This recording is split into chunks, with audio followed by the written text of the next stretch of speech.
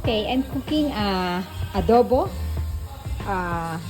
pork neck bones ang gagamitin ko, no? So, ayan, nagisa na ako ng bawang. Ang kailangan ko lang naman ay toyo, suka, pamintang buo, pamintang durog, konting asin, toyo, at saka kung gusto nyo, lagyan nyo ng patis. Okay?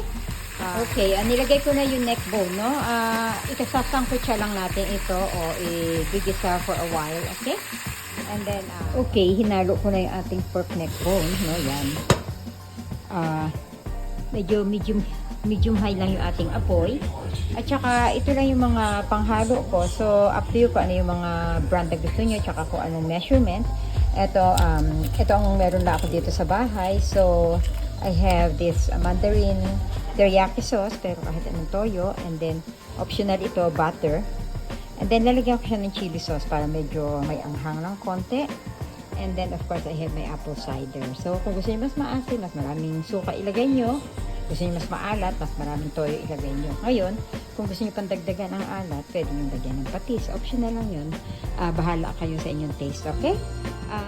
Okay, mga optional, additional ingredients. Pero itong black pepper kailangan yan. Okay, black pepper, paminta durog at buo. And then our chopped onion, kung may sariwa, mas maganda. And then cilantro leaves. Lalagyan din natin, of course, ng baby laurel. Okay?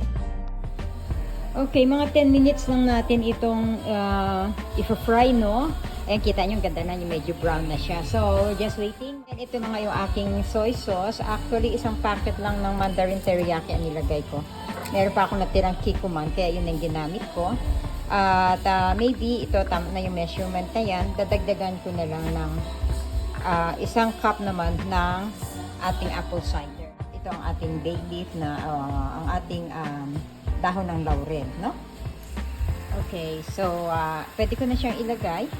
Ilagay ko na yung dahon ng laurel. Tsaka lalagyan ko din siya ng mga 1 to 2 cups ng water, no? Pagka ano na siya, habang pinapalambot ko. Okay, naihalo ko na lahat, no? Pati suka, toyo, at saka lahat ng mga ingredients natin na binanggit ko kanina. And then, nilagyan ko siya ng isang cup ng hot water. So, medyo nilakasan ko ng konti ang apoy hanggang kumulo.